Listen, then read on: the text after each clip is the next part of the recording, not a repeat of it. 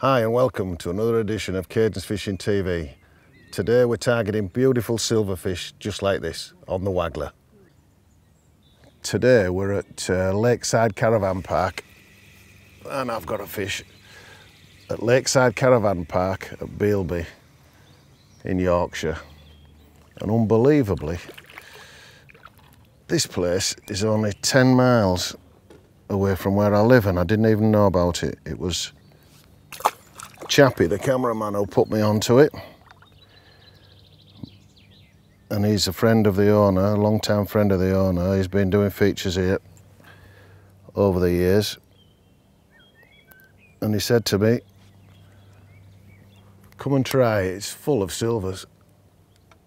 And I've got to be honest, it's absolutely stuffed with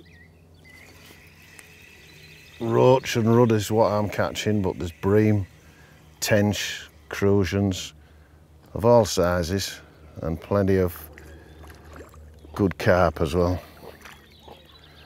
And there's another roach. Absolutely lovely fish. Perfect condition, these silvers.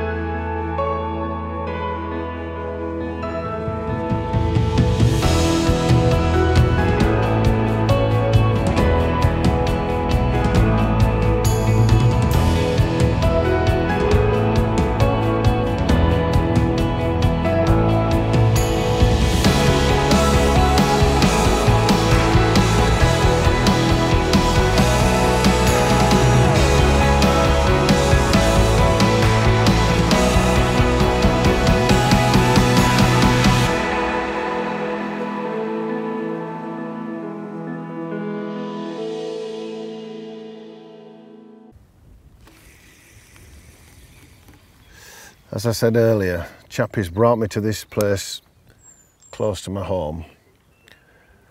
And the first thing I have noticed, although you pay money to fish it, it is a day ticket fishery, it's definitely not your typical commercial fishery. I plumbed the depth, spent a bit of time plumbing the depth this morning before I started. And I found depths from 4 foot down the edge up to 10 foot out at probably 14 to 16 metres. And here I've got another fish. So having not fished the place before, I've asked a few locals, and there aren't many actually who fished it, but they've told me there's plenty of bream, tench and skimmers kicking about. I've got a little skimmer here, shallow. But, so that made my decision really before I actually started fishing, was to mix a bit of ground bait up. And there you go, that's a lovely skimmer. More of them would be welcome. Yeah, I've mixed a bit of ground bait up. I put some dead reds, some hemp and castor, and a bit of sweet corn in, and I've fed half a dozen balls at what I think is probably the bottom of the shelf. It does seem to flatten out a bit at about 10 foot deep. And my intention is to fish over that later. And I set off by fishing the castor shallow because in my experience that gives you indications of what's around and what can be caught, especially on a red hot day like it is today. And within 10 minutes of feeding castor over the ground bait, I've started catching roach and rudd, and some of them are really good stamp fish. So at the moment I'm just carrying on with that and see what it brings. I've not hooked any big fish yet, but there's certainly some good size roach and rudd to be had. What have we got here?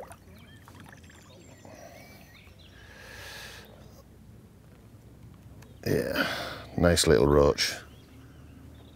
Perfect fish. Not a mark on them. Pop in back.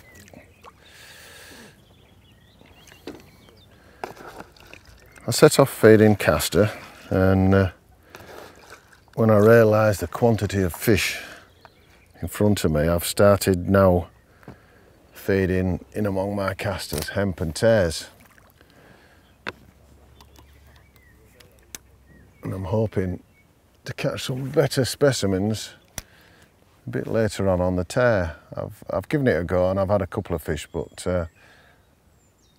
it's not as instant as the castor is.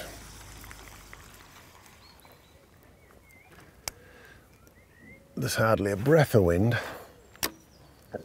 Sun's blazing down, and there'll be many a commercial where you're really struggling to get a bite. Here, it's a biter chuck really for those who want to fish for these silvers, and it is one of my favourite methods.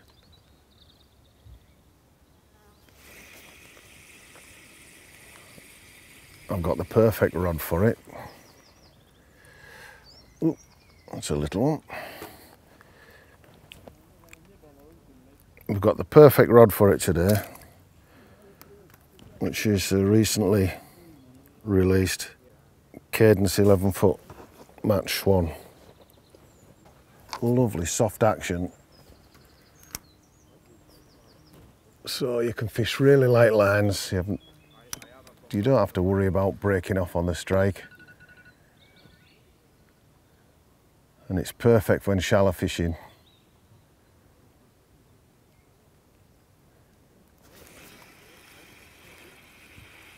And there's a lot, as you know, you fish shallow and you get quick bites off roach. The times your waggler's shot over your shoulder because you've missed the bite.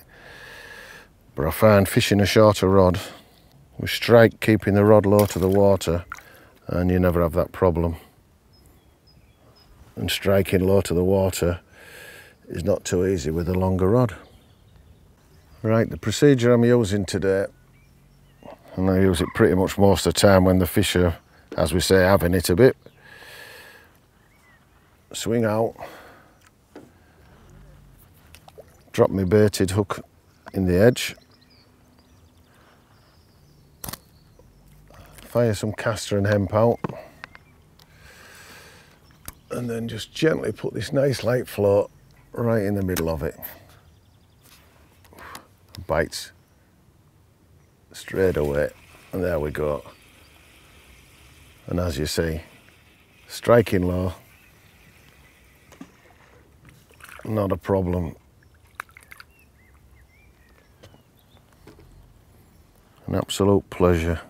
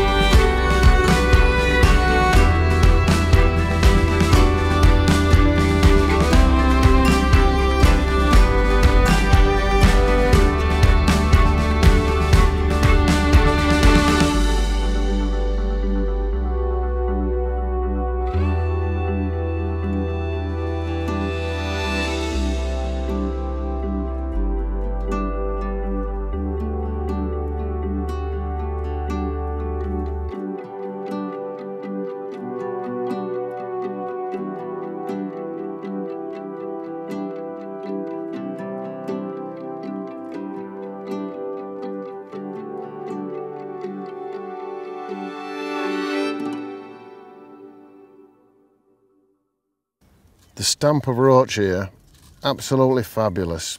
Perfect condition of most of them. Who wouldn't want to catch fish like that? Right, rod in the edge will feed. And what you'll notice is when I cast, it's a good length of line down, cast, stop, check the float. Oof, so we land in a straight line. I'll do that again. That was a bit of a quick bite while I'm trying to describe that. Cast to the far edge of where I've fed. Check the line so everything lands perfectly flat.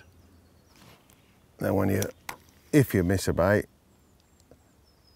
it's a quick pull and you're drawing into the main feed, and right on cue, we get a fish. So I've actually had 2 chances there to hook a fish.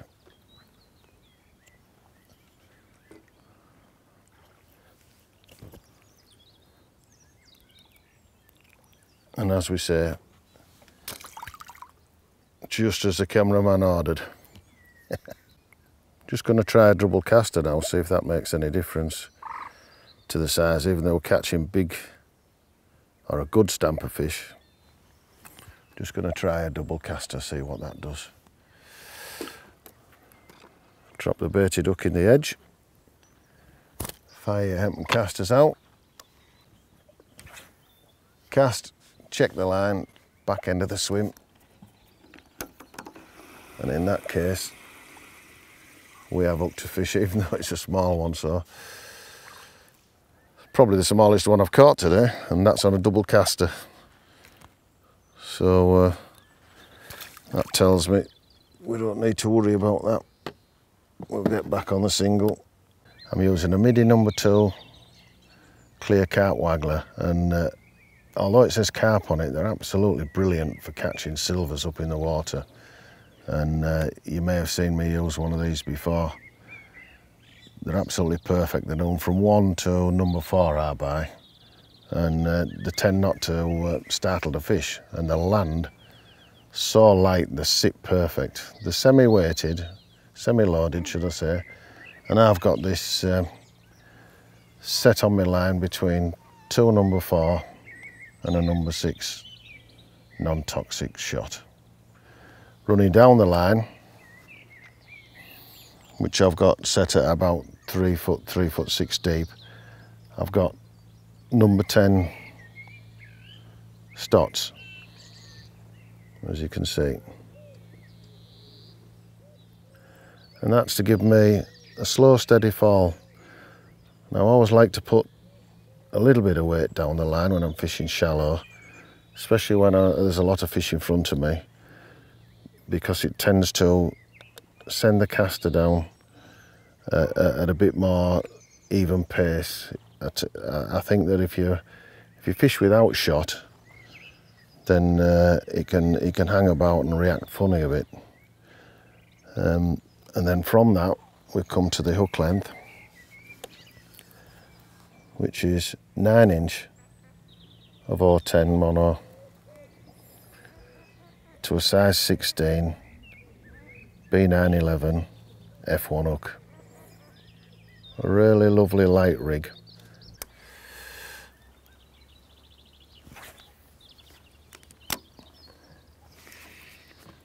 It's instant, these bites at times, and that just shows you how critical it is really to check your line before it hits the surface and have everything laid out straight and quite tight to your rod tip, because if you didn't, the chances are you would have missed that bite. Right, another thing you may notice when I'm casting out, I'm not always casting to me feed. I'll cast left or right, definitely longer. And my thoughts behind that is there's that many fish in this coming to the feed, and I think the smaller ones are dashing in first. And I've got this theory, and it is a popular theory as well, that if you cast just away from that area, then you tend to pick the bigger fish, because they hang back a little bit. We may even try going deeper as this session goes on, just to see if they're hanging down below. And there's another fish, and that was just off my feed line. And as I said, it's one of the better stamp fish.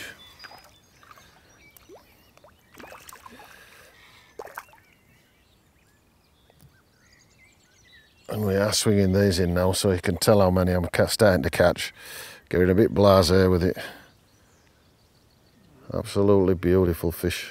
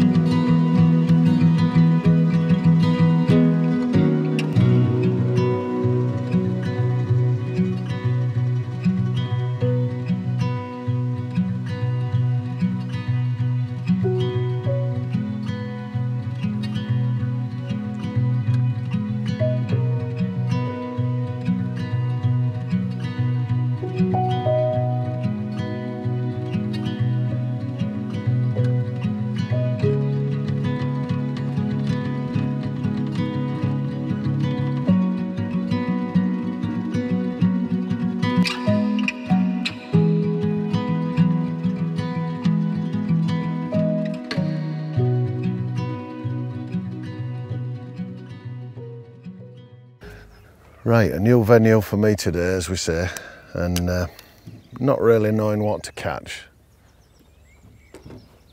I brought with me pretty much what I usually take on a match, to be honest, and I brought 4 pints of casters, I brought 4 pints of hemp, I brought 2 pints of dead maggots, and I brought some live maggots.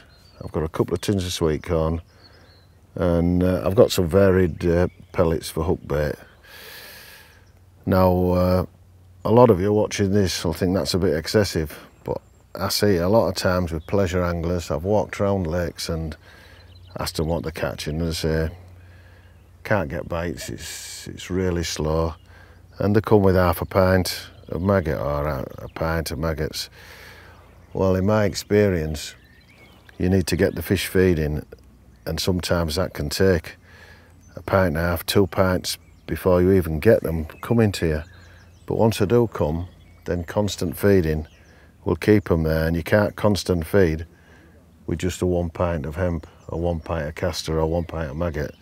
You do need plenty of bait, and it is the way forward to catch yourself some good bags of fish, because there will come that day when you get the opportunity to bag loads of fish, and I've had it myself, and I've taken to the rivers and to still waters a lot of bait, and quite often you don't use most of it, but you come that day, that red letter day, when you need it, and if you haven't got it, you won't catch them fish, and you won't be having that red letter day. Right, we've been trying a variety of hook baits today. Castor seems to be working the better, and I fished a single which I tend to hook just above the fat end. A lot of people call it the head, and I find you hit a lot of baits or more baits like that, and it covers that size 16 hook, that single castor. So that's been probably the most popular bait that I've used today, and caught me plenty of fish. I think one thing a lot of anglers overlook is the fact that fish are cold-blooded.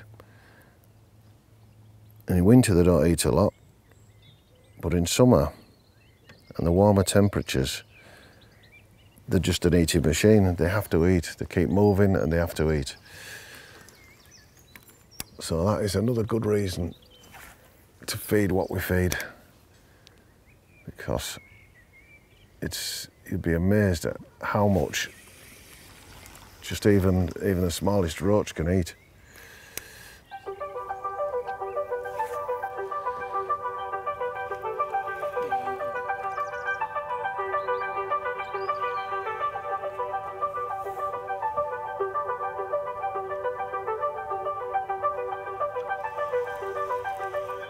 And we're now hooked into something better.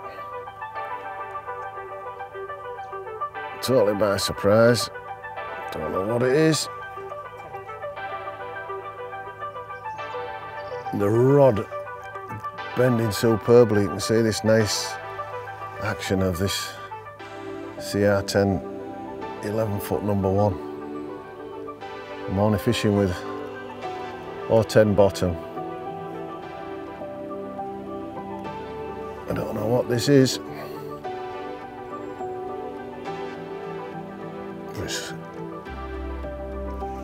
I don't know whether the cameraman's catching that. Didn't quite see that. But the bend on this rod, cushioning the lunges superbly.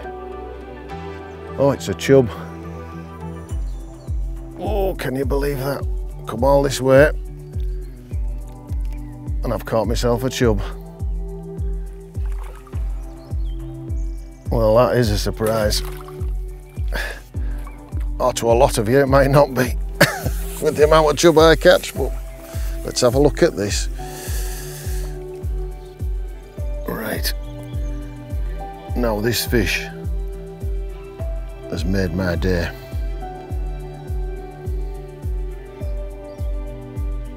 A chub. Now that's something I didn't expect. I wasn't told there was any chub in here, and Chappie's kept this pretty quiet. It's a bit cheeky of you there, mate. But I'm so pleased. And as you know, chub are one of these species that respond well to castor and hemp, and will come up in the water, and that's just what this has done. The float went. I was expecting another one of them lovely roach. I was met with that resistance, and had I not been using that #1 rod, I've got a feeling I might have cracked off on the strike on that one. So that rod's paid for itself already on my first trip out with it.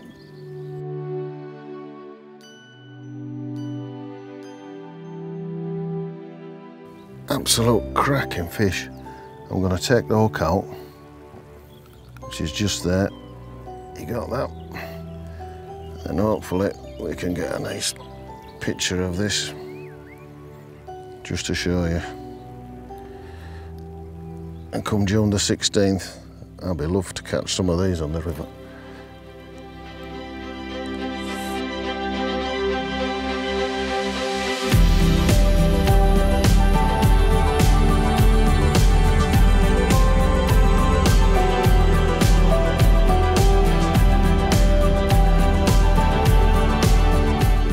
Right, as you can see, I'm using the CR 10 11-foot match number 1, and you've just witnessed me hooking a chub, fishing shallow, and the rod, unlike the others in the range, this is a lot softer, and this rod cushioned that strike,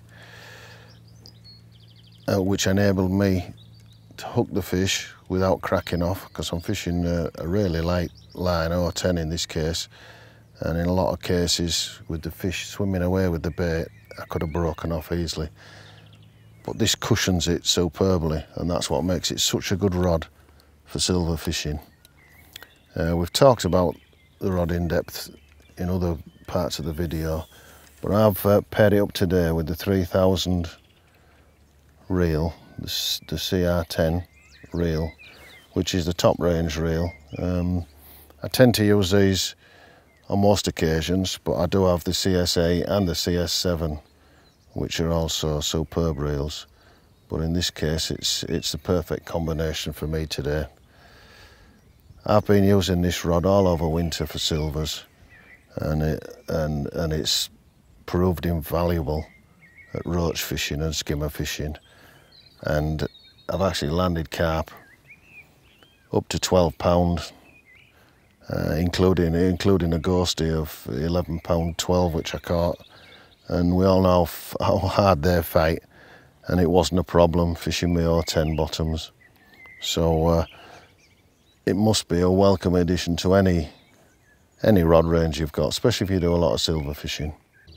We feed first and then cast, as opposed to casting out and then feeding, for the simple reason, and that is, your hook bait is going to weigh that little bit more than your natural feed, because it's got obviously the hook in it, so it sinks quicker. So if we fire our hook bait out first, that's sinking slowly through the water column.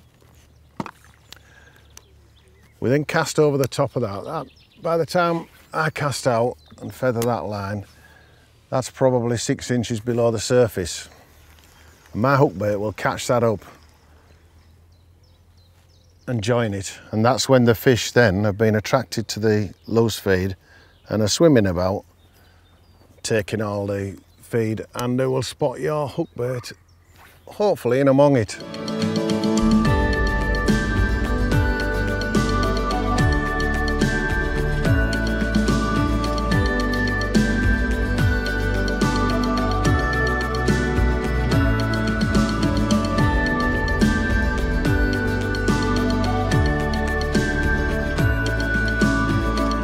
There you go, a lovely roach like that, deceived by that tactic that we've just explained, and they're suckers for it every time.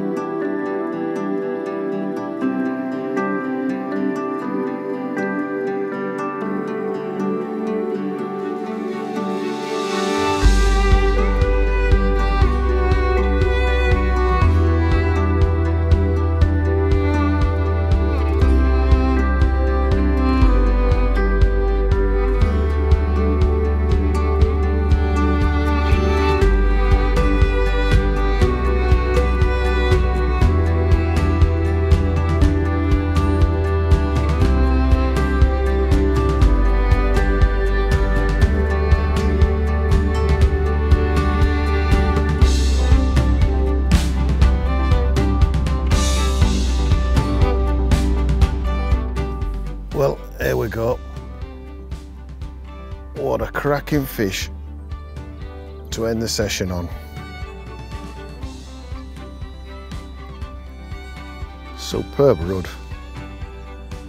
And I think now we'll call that a day and we'll have a look, see what we've got.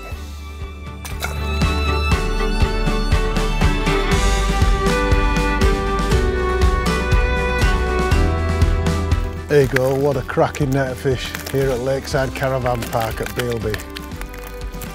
I've had a wonderful day fishing shallow for these prime roach and rudd, and of course that bonus chub. Thanks for watching, now let's get them back.